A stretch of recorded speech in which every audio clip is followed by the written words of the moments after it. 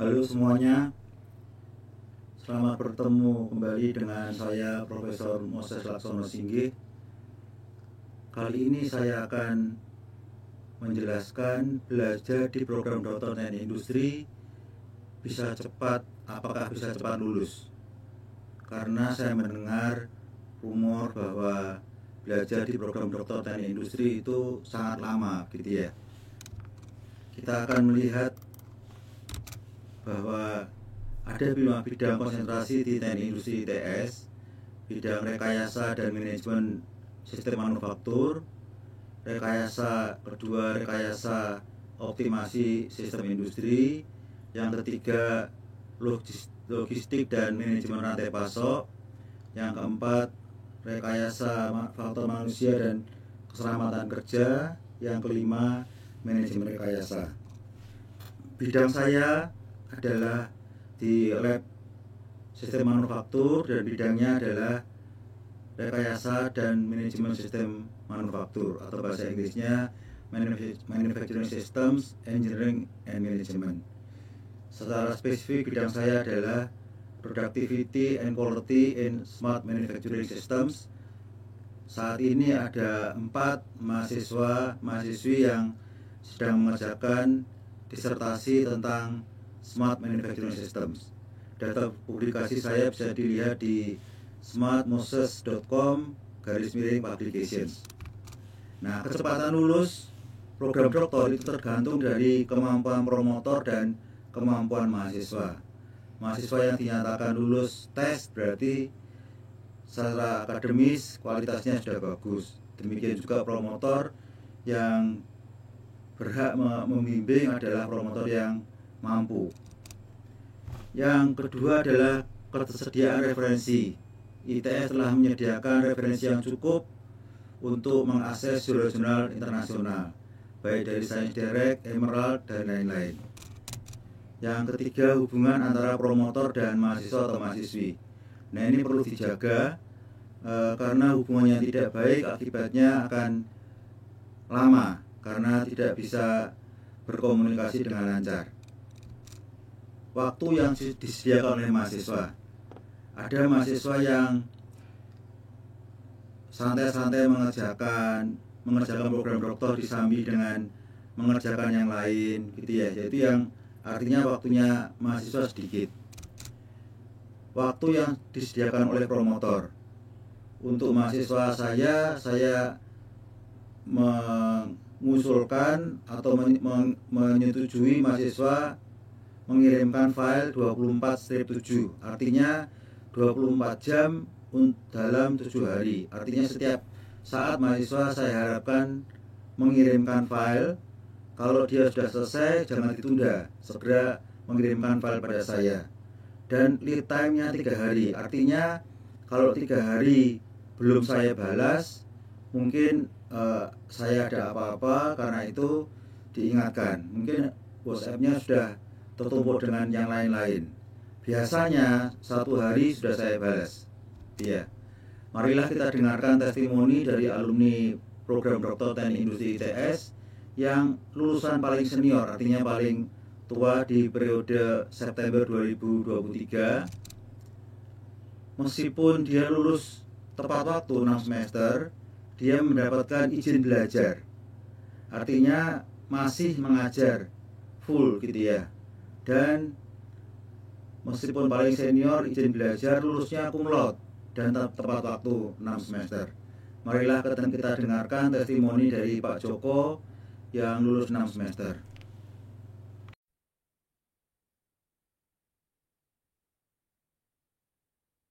Selamat pagi teman-teman dan Bapak Ibu sekalian.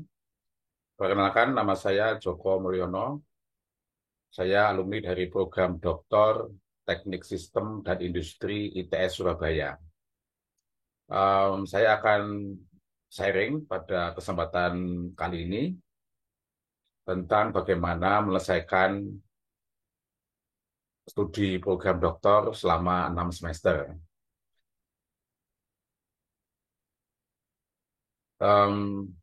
Selama studi doktor, saya masuk tahun 2020 dan dapat menyelesaikan pada tahun 2023.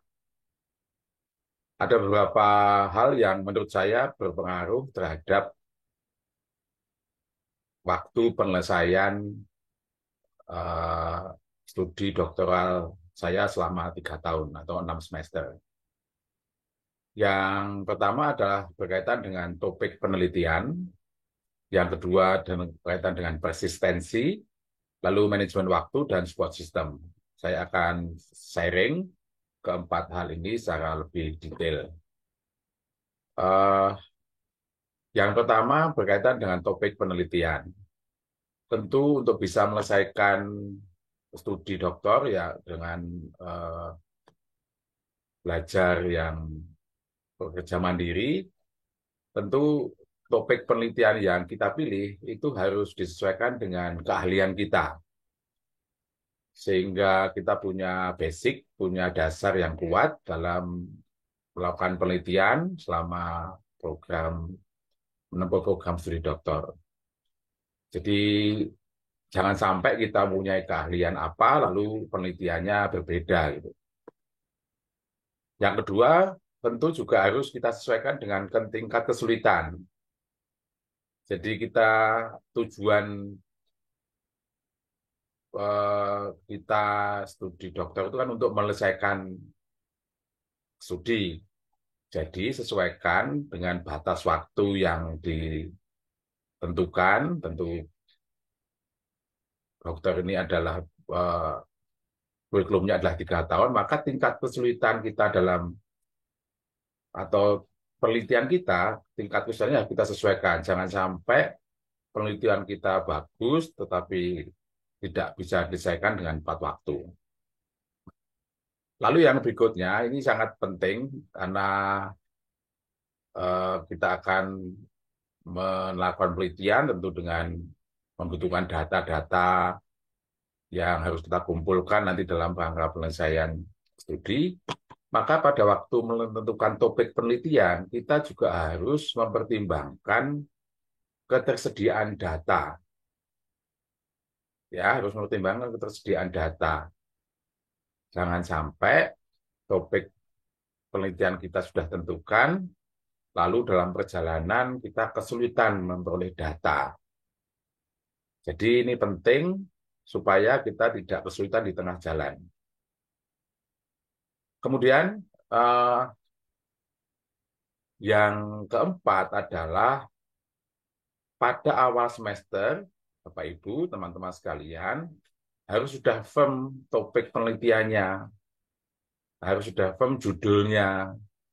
Jangan sampai kalau bisa, bahkan kalau bisa, sebelum mendaftar, sebelum masuk pertama kali sebagai mahasiswa program doktor, kita harus punya topik penelitian yang sudah paling tidak 75% itu sudah siap. Ya, saya dalam hal ini dulu waktu mau masuk itu sudah punya topik, sudah berdiskusi dengan calon promotor dan sudah firm, dan topik penelitian di awal sebelum masuk kuliah itu sudah lalu dilanjutkan dan itu menjadi penelitian saya untuk menyelesaikan program doktor. Beberapa teman atau mungkin orang itu masuk itu masih meraba-raba, masih belum tahu topik apa yang mau diteliti. Nah, ini yang akan menghabiskan waktu. Ya, untungnya kalau kita di awal masuk itu sudah punya topik penelitian, maka nanti pada semester 1, ketika kita mengambil mata kuliah, misalnya mata kuliah tentang academic writing, maka sudah kita kerjakan topik penelitian yang memang akan kita pakai untuk penelitian berikutnya, sehingga ini menjadi keuntungan tersendiri. Lalu yang kedua, manajemen waktu. Bapak Ibu mungkin atau sebagian besar dari mahasiswa S3 itu adalah juga bekerja, apakah sebagai dosen, apakah sebagai profesional, gitu ya. Sehingga kalau kita tidak bebas dari pekerjaan utama, maka studi S3 kadang-kadang menjadi sampingan, pekerjaan sampingan. Nah, ini yang menjadi kendala. Karena untuk studi S3, kita itu perlu waktu yang cukup untuk menyelesaikan. Sehingga sebaiknya studi S3 itu dijadikan sebagai pekerjaan utama. Kalau itu sebagai pekerjaan utama, maka fokusnya studi gitu ya. Nah, ini memang menjadi tantangan tersendiri bagaimana kita studi S3 sambil bekerja. Saya selama studi S3 itu tidak bebas tugas, tetapi izin belajar. Sehingga saya harus menyelesaikan studi dan juga harus mengerjakan pekerjaan-pekerjaan kampus. Tapi saya lebih fokus dan di S3-nya. Nah, kebetulan tempat kampus saya bekerja itu memberikan waktu yang cukup untuk eh, S3 sebagai pekerjaan utama saya. Nah, karena studi S3 itu adalah studi yang sifatnya mandiri, tentu ini menjadi tantangan bagi kita untuk bagaimana manajemen waktu, ya, bagaimana kita membagi waktu kita sendiri, penelitian, nulis dan seterusnya, ya. Lalu untuk lulus studi doktoral tentu ada progres-progresnya gitu ya, ada apa? Ada misalnya ujian praproposal, ujian proposal, prakualifikasi, kualifikasi dan sebagainya. Maka kita harus jadwalkan kapan kita harus punya target, kapan harus selesai ujian proposal, kapan harus ujian proposal. Kita sesuaikan saja dengan kurikulumnya, kita ikuti gitu ya.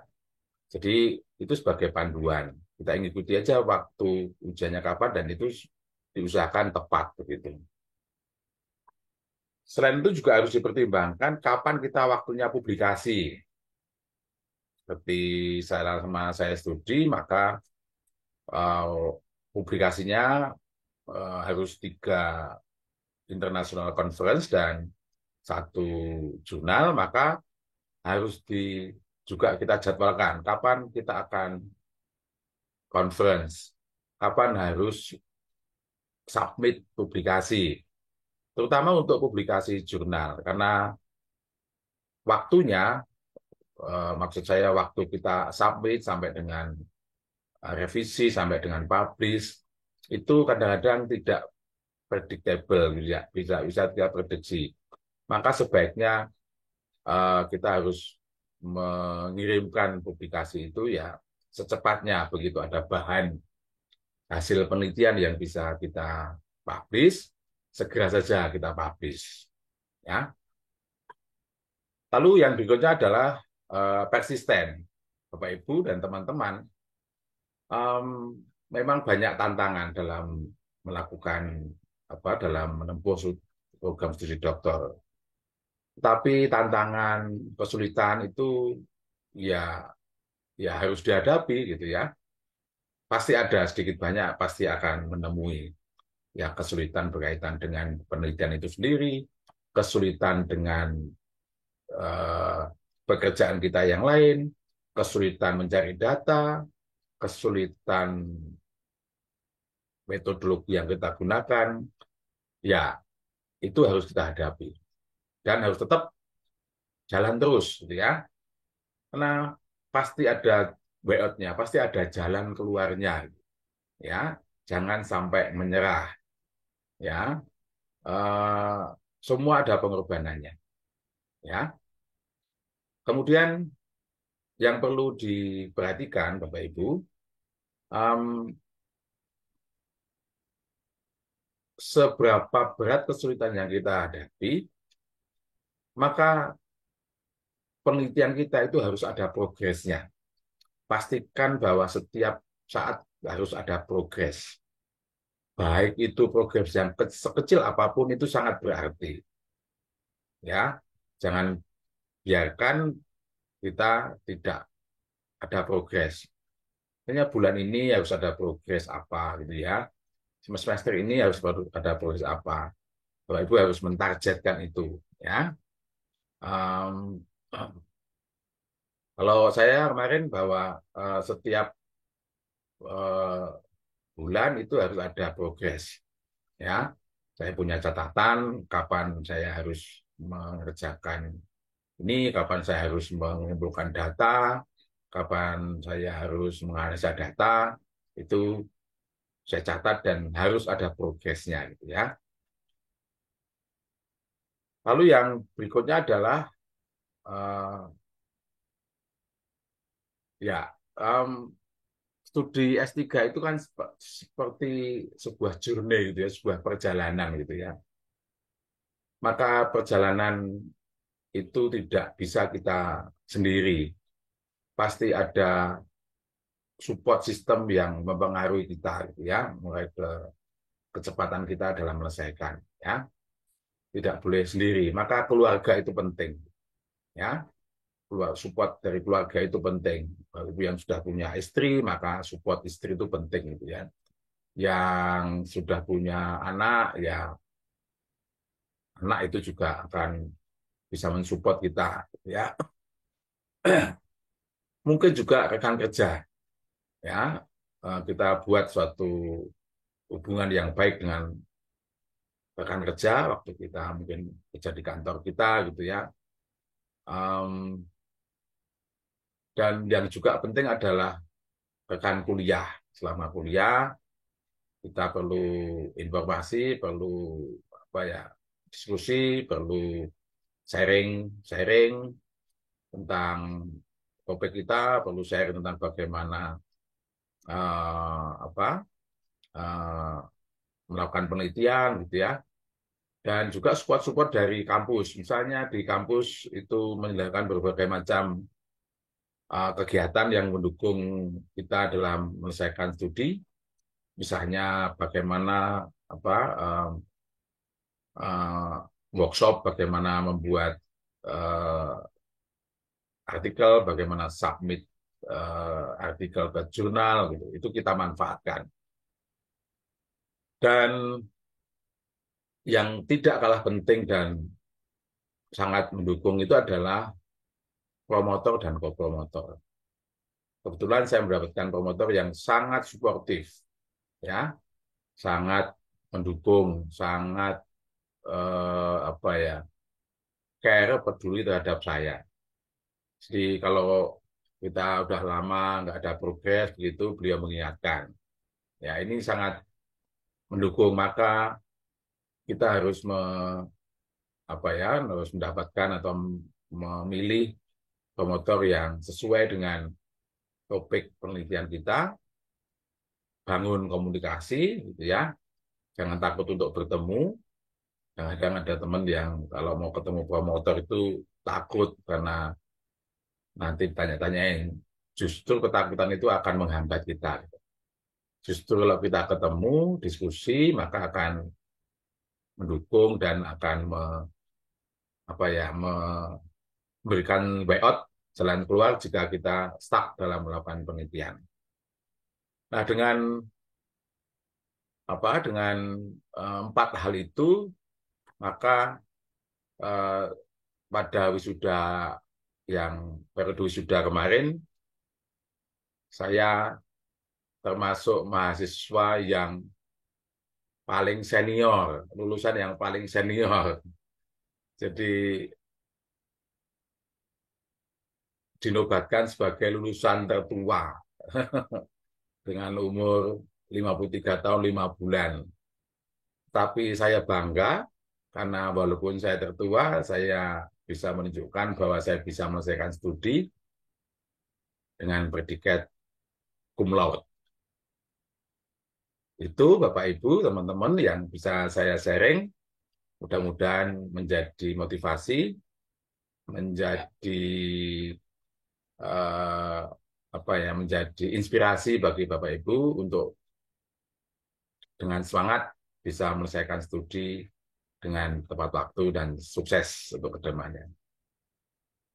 Terima kasih atas perhatiannya. Selamat pagi.